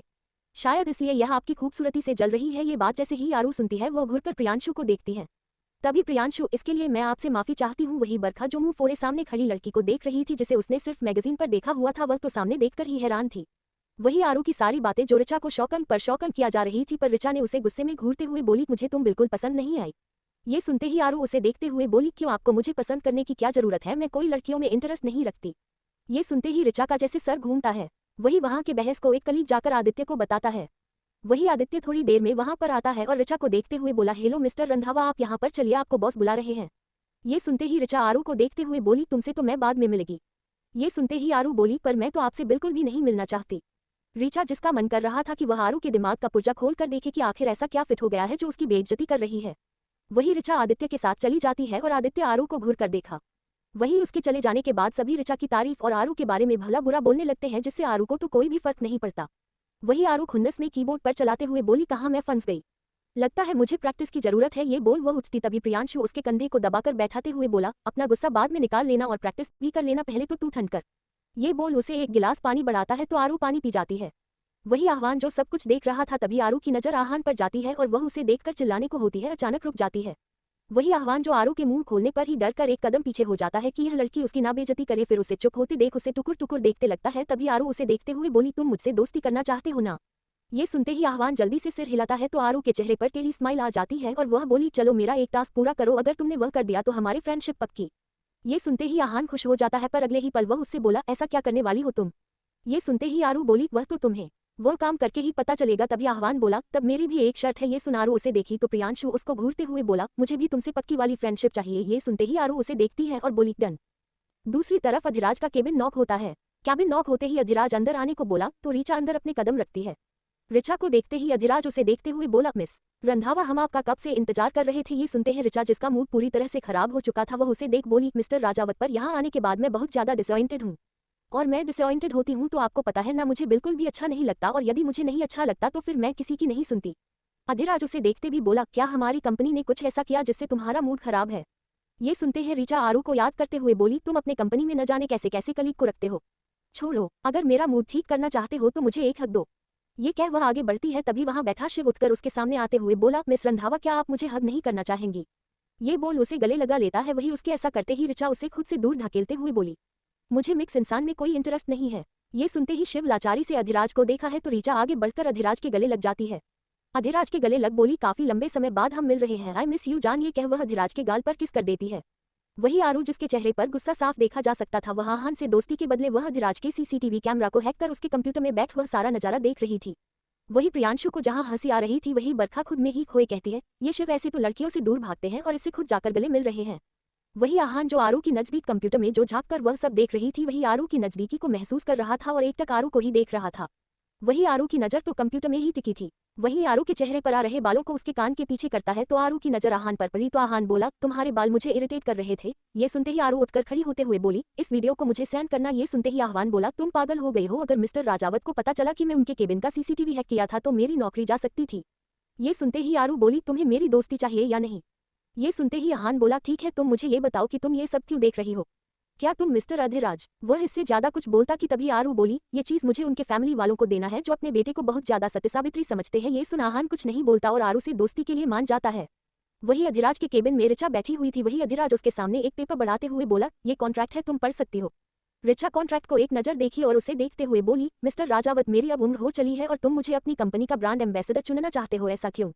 सुनते ही अधिराज बोला, क्यों, तुम अपने आप को बुरी मानने लगी हो क्या? और सही ही है, 35 साल की उम्र में लोग बुरे ही हो जाते हैं, वह भी खासतर लड़कियां। ये सुनते ही ऋचा चिढ़ते हुए, मैं तुमसे सिर्फ 2 साल बड़ी हूँ, वह अलग बात है कि मेरी सर्टिफिकेट में 2 साल और ज्यादा है। ये सुनते अधिराज उसे कुछ कहता तभी ऋचा बोली, तुम्हें मेरा रोल पता है, यदि मैं किसी के लिए काम करती हूँ तो बदले में मुझे कुछ ऐसा सेटिस्फैक्शन मिलना चाहिए जिसके लिए मैं काम करूँ। ये बोल अधिराज को आंख मार देती है। हाँ है ना, तुमको मेरे लिए मेरी वेडिंग प्लान करना होगा, वह भी हर फंक्शन को बेहद ग्रैंड तरीके से। ये सुनते ही ऋचा उसे घूरते हुए, क्यों, इस बुढ़ापे में तुम जैसे हो लड़की मिल गई क्या? तुम्हें ऐसा क्यों लगता है कि मैं ऐसा करूंगी? ये सुनते ही अधिराज उसे देखते हुए बोला, क्योंकि तुम यहाँ की टॉप 2 में वेडिंग प्लानर हो। ये सुनते ही ऋचा पैर पर पैर चढ़ाते हुए बोली, मुझसे मिलने के लिए लोग महीना पहले ईमेल डालते हैं और तुम मुझे यहाँ पर बुलाकर मुझे अपनी वेडिंग प्लान दे रहे हो। अगर मैं मना कर दूं तो? ये सुनते ही अधिराज उसे देखते हुए बोला, तुम मुझे मना नहीं कर सकती। वह क्या है, मेरे पास तुम्हारे लिए कुछ ऐसा चीज है जिसे तुम चाहकर भी नहीं जा सकती। ये सुनते ही ऋचा उसे देखते हुए बोली, मेरी आज शाम की फ्लाइट है। वह इतना ही कहती है तभी अधिराज शिव को कुछ इशारा करता है तो शिव उसके सामने एक वीडियो चला देता है। जैसे जैसे वीडियो को वो देखती है वह हैरानी से अधिराज को देखते हुए बोली, ये तो गायब हो चुका था, ये कहाँ से आ गया? ये सुनते ही अधिराज बोला, तुम्हें बदले में मुझे कुछ चाहिए था ना, अब तुम्हें तुम्हारी खोज दे दिया, अब तुम्हें मेरा काम करना होगा। ये सुनते ही ऋचा उसे देखते हुए बोली, मुझे ऐसा क्यों लगता है कि जैसे तुम कुछ और ही मुझसे करवाना चाहते हो। ये सुनते ही अधिराज के चेहरे पर टेढ़ी स्माइल आ जाती है। एपिसोड 315 अथर्व। अधिराज का आरू को लेकर टशन। मधु, आरू का दर्द। श्रुति भैरो। शाम का समय। ग्रेवाल हाउस। आरू बरखा दोनों ही ऑफिस से वहां पर आते हैं तभी अंदर खिलखिलाकर किसी की बात करने की आवाज आ रही थी। आरू बरखा एक दूसरे को देखते हैं। वही जैसे ही आरू को समझ आता है कि अंदर कौन हो सकता है वह दौड़ जाती है और बरखा भी उसके पीछे जाती है। वही आरू दौड़ते हुए अंदर जाती है तो देखिए एक औरत जो इस समय सौम्या के बेबी को हाथ में लिए उसे प्यार से देखते हुए बोली, भाभी कितना प्यारा है ना, बिल्कुल हमारे वैभव पर पड़ा है। तभी आरू की चिल्लाने की आवाज आती है, बुई। ये सुनते ही वह औरत जो कोई और नहीं मधु थी वह पीछे मुड़ती है। वही आरू दौड़कर मधु के पास जाती है पर अगले ही पल वह रुक जाती है। वही आरू जो मधु को देखते ही उसके चेहरे पर मुस्कान आ जाती है और मधु को रोकते हुए बोली, क्या हुआ, तुम्हें मुझसे नहीं मिलना? ये सुनते ही आरू मधु को देख नाराजगी में, आप मुझे पूरी तरह से भूल चुकी है हो बुआ, ना कॉल पर बातें करते हैं, ऐसा लगता है कि आपको 1 मिनट, कहीं ऐसा तो नहीं आपके उस पति ने आपको बात करने के लिए मना किया है?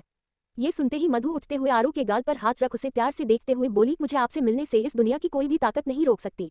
ये बोल वह इमोशनल होकर आरू को देखने लगती है। वह ज्यादा देर तक आरू को नहीं देख पाती और वह तुरंत दूसरी तरफ बरखा को देखते हुए बोली, क्या तुम मुझसे नहीं मिलोगी? यह सुनते ही बरखा भी मधु के पास जाती है और उनके पैर छू उनके गले लग जाती है। वही आरू की आंखों में आंसू आ जाते हैं और वह तुरंत वहां से अपने कमरे में चली जाती है और जाते ही मधु उसे देखती रहती है पर कोई भी कुछ नहीं कहता। वही बरखा कमरे में जाती है और आरू को बालकनी में खड़े थे देख उसके पास उसके कंधे पर हाथ रखती है तो आरू उसे देखी तो बरखा बोले, यह आंसू छुपाने से तू अपने दर्द को कम नहीं कर पाओगी। ये सुनते ही आरू की आंखों से आंसू गिर जाते हैं और वह बरखा को देखते हुए बोली, बरखा बुआ मेरे साथ ऐसा क्यों करती है? वह मुझसे बातें तो करती है और अपनापन दिखाती है, बस सिर्फ कुछ मिनट के लिए, उसके बाद वह मुझसे ऐसे दूर भागती है जैसे मैं न जाने क्या हूँ। हमेशा से वह हमारे साथ ऐसा करती है, मुझे तो ऐसा लगता है कि वह इस घर में मेरे ही वजह से नहीं आती है। ये सुनते ही बरखा उसके कंधे पर हाथ रखते हुए बोली, ऐसा नहीं है, तुझे तो पता है ना हमारे फूफा यानी कि प्रिंसिपल सर, उनका नेचर कैसा है, वह ना कहीं जाते हैं और ना बुआ को जाने देते हैं, बस यही वजह हो सकता है, तू खामखा अपना दिमाग मत लगा। तू ये सोच कि तुझे अपने डेविल को सबक कैसे सिखानी है। वही उसके रूम के डोर के बाहर खड़ी रचना सब कुछ सुन रही थी। वही वह नीचे जाती है और मधु को किचन में काम करते देख उसके पास जाकर खड़ी होती है। मधु उसे देखते हुए बोली, भाभी आज मैं आरू की सारी पसंद की खाना बनाऊंगी, उसे हमेशा कंप्लेंट रहती है ना कि मैं रुकती नहीं। आज रात मैं उसकी पसंद के छोले भटूरे बना रही हूँ। ये बोलती ही है तभी रचना उसके कंधे पर हाथ रख उसे खुद के सामने करती है। वही मधु की नजर जैसे ही रचना पर पड़ती है तो उसकी आंखों से एक बूंद आंसू गिर जाते हैं। रचना मधु के हाथों से बेलन को रखते हुए और उसकी आंखों से आंसू को पोंछते हुए बोली, कब तक करेगी आप ऐसा? आप खुद भी खुद को दर्द देती है और आरू को भी। अब आरू बच्ची नहीं है जो आपके इस हरकत को कुछ और भी समझे। अब वह बड़ी है, समझदार है और उन्हें आपकी छोटी छोटी हरकतों से फर्क पड़ता है। आपको क्या लगता है आप दूर रहेंगी तो वह आपसे अटैच नहीं होगी? आपके यहाँ ना आने के बाद भी वह आपसे अटैच है। आपको देखते ही उनके चेहरे की खुशी इतनी दुगनी बढ़ती है जितना वह किसी के साथ भी खुश नहीं रहती। यह रिश्ता है आप दोनों का खून का। ये सुनते ही मधु की आंखों से आंसू आ जाते हैं और वह आंसू पोंछते हुए बोली, कैसे करूं मैं सामना उनका? कैसे? मुझसे नहीं होता। मैं नहीं रहना चाहती यहाँ पर क्योंकि मैं नहीं चाहती कि मेरी वजह से कभी भी उनको कुछ हो। ये सुनते ही रचना उसके कंधे पर हाथ रखते हुए बोली, आरू को आपसे कोई भी खतरा नहीं है। ये सुनते ही मधु ना में सिर हिलाते हुए बोली, नहीं, इसकी शुरुआत मुझसे ही हुई थी और आज भी आरू के ऊपर खतरा है। और आरू को जब भी मैं देखती हूँ तो मैं 10 सेकंड से ज्यादा उनके ऊपर नजरें नहीं रख पाती क्योंकि वह मेरी आरू जैसी है और वह जो मेरी वजह से एक जहन्नुम भरी दुनिया में गई और मेरी वजह से उनकी यह हालत हुई कि आज वह इस दुनिया में नहीं है। कैसे करूं मैं सामना? आरू को देखकर मुझे अपना वह गलती वह गिल्ट याद आता है जो मेरे वजह से सब कुछ हुआ। ये बोल वह रोने लगती है। वही रचना उसके कंधे पर हाथ रख उसे समझाते हुए बोली, गलती तो मेरी भी बहुत है पर फिर भी क्या मैं आरू से दूरी बना ली है? नहीं ना, आरू को आपके प्यार और ममता की जरूरत है और आप ऐसे क्यों नहीं सोचती? आज अगर आरू नहीं है तो आप तो है ना उनकी मासी माँ के समान होती है और आप फिर भी आप अपने प्यार से उन्हें वंचित रख रही है। ये सुन मधु ना में सिर हिलाती है तो रचना बोली, बहुत समय निकल गया पर अब नहीं, अब आप यहाँ से कहीं नहीं जाएंगी। वहीं दूसरी तरफ राजावत मेंशन में एक अलग ही माहौल बना हुआ था। कबीर और अजीत की इस समय शायरी पर शायरी हो रही थी। तभी अजीत जी बोले, जनाब आपके तो दर्शन ही बहुत कम होते हैं, चलिए कम से कम अधिराज की वजह से ही पर आप यहाँ आए तो सही। यह सुनते ही कबीर मुंह बनाते हुए, हाँ क्यों नहीं, पहली बार तो मेरे भांजे की शादी कर दी और मुझे इनवाइट तक नहीं किया, पर इस बार तो आना बनता है। वही अधिराज जो सीढ़ियों से नीचे उतर रहा था और अपने फोन को चेक कर रहा था क्योंकि जब उसने उसको मैसेज किया था कि वह उसके साथ चलेगी पर आरू सीधे गुस्से की इमोजी डाल दिया था। अधिराज को समझ नहीं आता कि आरू ऐसा क्यों कर रही है पर उसने और भी कई मैसेज किया पर आरू उससे पहले ही प्रियांशु के साथ चली गई थी। ये देख अधिराज का मूड पहले ही खराब था। वही आदित्य, भैरव और अधिराज सभी वही हाल में बैठे हुए थे। वही काव्या और पूजा श्रुति तीनों ही मिलकर डिनर की तैयारी कर रहे थे। वही श्रुति बार बार झांक कर भैरव को ही देख रही थी जो बहुत कम ही इस समय पर बैठा होता था। वही पूजा श्रुति को ऐसे करते देख उसके सिर पर मारते हुए बोली, ये क्या ऊंट की तरह कुछ उचक्कर देख रही है? जाकर चाय बना और उन सभी को देकर आओ। कब से बैठे हुए हैं? अभी तेरे पापा की आवाज आ जाएगी चाय के लिए। ये सुनते ही श्रुति अपने सर को सहलाते हुए चिढ़कर बोली, माँ अगर आपको अपने पति की इतनी ही चिंता है तो आप जाकर खुद दो ना, मुझे क्यों आप कहते हो? तभी वहां पर सिया भी आ जाती है और सिया बोली, चाची मैं बनाकर लेकर जाती हूँ। ये सुनते ही पूजा श्रुति को देखते हुए बोली, देख ये होते हैं संस्कार। ये सुनते ही श्रुति चिढ़कर सिया को देखते हुए बोली, सिया तू ना मेरी दुश्मन बनती जा रही है। देख तेरा नाम ले लेकर मेरी मॉम ने मेरा जीना हराम कर दिया है। ये सुन सिया जीभ दिखाते हुए पूजा के कंधे पर सर रखते हुए उन्हें पढ़ते हुए बोली, हाँ तो मैं भी तो उनकी बेटी ही हूँ ना। ये सुनते ही पूजा प्यार से सिया के सिर को सहलाते हुए, ये भी कोई कहने की बात है? वहीं उन दोनों को ऐसे देख श्रुति उल्टी जैसा मुंह बनाते हुए बोली, मुझे आप दोनों का प्यार देखकर ना उल्टी करने का मन कर रहा है। ये सुनते ही पूजा फिर से मारती। तभी काव्या श्रुति को खुद की तरफ करते हुए काव्या से बोली, चाची क्यों परेशान कर रही है आप हमारी लाडो को? और वैसे भी इस घर की सबसे छोटी और लाडली है, अब मस्ती नहीं करेगी तो कब करेगी? ये सुनते ही पूजा उसे देखते हुए बोली, सिया भी इन्हीं की उम्र की है। ये सुन श्रुति फिर से चिढ़कर बोली, हाँ तो इसे कौन कह रहा है कि यह बड़े बनकर रहे? ये भी छोटी बनकर रह सकती है। वहीं उन सभी की हंसी ठिठोली चल रही थी। वही अथर्व और पारस भी अपने कमरे से आकर उन सभी के पास बैठकर ज्वाइन हो जाते हैं। वही अथर्व को देखते हुए उसके कंधे पर हाथ रखते हुए कबीर बोला, हमारी तुमसे मुलाकात तो बहुत कम ही हो पाती है। ये सुनते ही अथर्व मुस्कुरा देता है तो कबीर उठकर अथर्व के पास बैठकर उसके कंधे पर हाथ रखते हुए बोला, मुझे तुम्हारी यही आदत पसंद है कि तुम मेरी रेस्पेक्ट करते हो, वरना कोई ऐसा भी है जो उसको कोई फर्क तक नहीं पड़ता कि मैं यहाँ पर हूँ और मुझसे दो शब्द बातें कर ले। ये बोल बगल में बैठे अधिराज को घूर कर देखता है जो अपने मोबाइल में ही देखे जा रहा था। अधिराज फिर भी उसे पूरी तरह से इग्नोर करता है। वही ये देख कबीर को चिढ़ सी मच जाती है। तभी वह अथर्व को देखते हुए बोला, और तुम्हारा काम कैसा चल रहा है? सुना है कि इस बार फिर से तुम्हारी बॉक्सिंग प्लेयर में तुम आरू को रख रहे हो। आरू का नाम आते ही अधिराज के कान खड़े हो जाते हैं। तभी अथर्व बोला, हाँ इस बार भी मेरी तरफ से आरू ही रहेगी और उसका भी कंपटीशन शुरू होने वाला है तो प्रैक्टिस सब उसको स्टार्ट करनी होगी। बल्कि मैं आरू से बात की है कल से ही प्रैक्टिस के लिए। वही कबीर बोला, ये बात तो है, एक नंबर की लड़ाकिन है, तुम्हें पता है मुझे पूरे 3 साल तक झेलने में ही नाकामयाब रहा। हर एक कंप्लेंट सिर्फ आरू के नाम की। उसकी गुंडागर्दी तो वहां पर पॉपुलर थी और तुम्हें पता है यहाँ तक कि वह रैगिंग करने वाले की ऐसी रैगिंग करती थी कि कोई उसके सामने जाने से भी कतराता था और उसका वही लड़ाई पैशन हमारे कॉलेज का नाम भी बढ़ाया। पर मैं तो शॉक था कि आखिर वह लास्ट सेमेस्टर में जो बड़ी मुश्किल से पास होती थी कोई कॉलेज की फर्स्ट स्टूडेंट कैसे बन गई। ये सुनते ही अथर्व अधिराज को देखते हुए बोला कोई था जो उसे चैलेंज कर दिया। वैसे आरू को चैलेंज लेना बहुत पसंद है।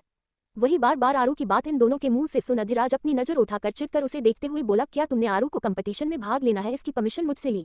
ये सुनते ही अथर्व पैर पर पैर चढ़ाकर बैठते हुए अधिराज को देखते हुए बोला एक्सक्यूज मी तुम होते कौन है कि मैं आरू के मामले में मैं तुमसे डिसीजन लूं। ये सुनते ही अधिराज दांत पीसते हुए उसे देख बोला तुम्हें नहीं पता मैं कौन हूं। ये सुन अथर्व कुछ सोचने की एक्टिंग करते हुए बोला ओके याद करने दो। अरे हाँ तुम तो उसके एक्स हस्बैंड है और मुझे नहीं लगता कि जो जायज हो जाता है उनसे कुछ पूछा जाता है। ये सुन अधिराज उसे घूरते हुए तुम्हें नहीं लगता तुम्हारी जुबान कुछ ज्यादा ही चल रही है। ये सुनते ही अथर्व उसे घूरकर बोला बिल्कुल भी नहीं। वह क्या है कि मैं आरू का कोच हूँ और डिसीजन मेरा और खुद मेरी स्टूडेंट का होगा ना कि किसी तीसरे का। वही कबीर तो इतना गदगद हो रहा था अधिराज की बेइज्जती होते देख। वह धीरे से अजीत से बोला इसे कहते हैं शेर पर सवा शेर। आज मुझे गर्व हो रहा है अपनी बहन पर कि उसने जुड़वा बच्चे को जन्म दिया ताकि यह जो खुद को शेर समझता था उसे भी कोई जवाब देने वाला है यहाँ पर। वही अधिराज कबीर की बातें तो नहीं सुन रहा था पर उसे अच्छे से पता था कि वह उसी के बारे में कुछ बुरा भला बोल हो रहा है। वही अधिराज अथर्व को घूर कर देख रहा था जो उसे खुद एक तिरछी मुस्कान के साथ देख रहा था। भले ही अधिराज अथर्व पर हुक्म चलाता था पर यह भी सच था कि वह उसका जुड़वा भाई था। शक्ति में अथर्व अधिराज से बिल्कुल भी कम नहीं था।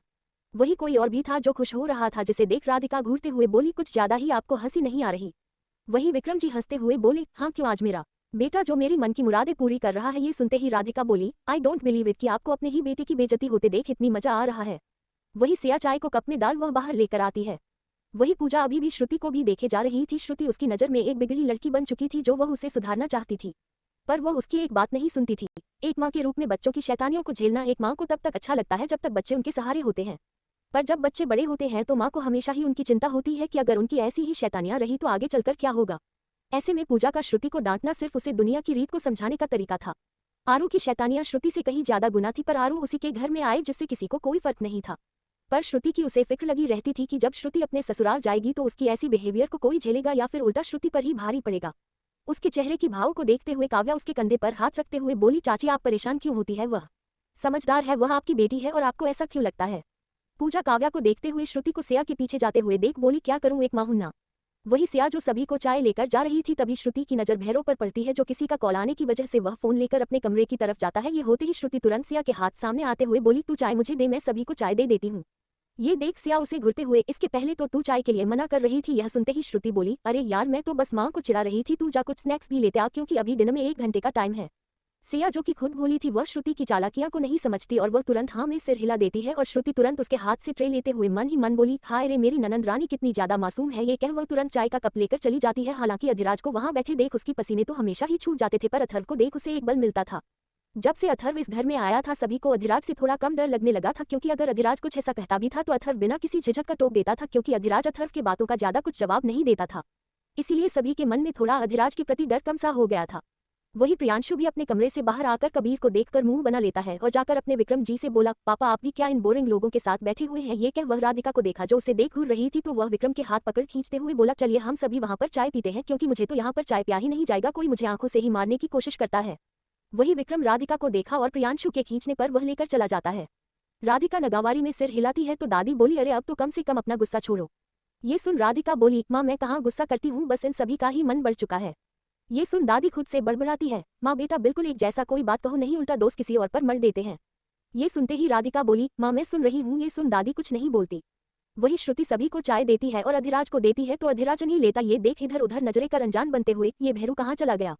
ये सुनते ही जहाँ कबीर उसे अजीब नजरों से देख रहा था वही अजीत बोला श्रुति अब तो तुम बड़ी हो गई हो उसे भाई बोला करो। ये सुनते ही श्रुति चीरते हुए अजीत जी से बोली पापा अपना मेरे मामले में टांग मत अधाया करो मैं तो उसे भैरू ही बोलूंगी।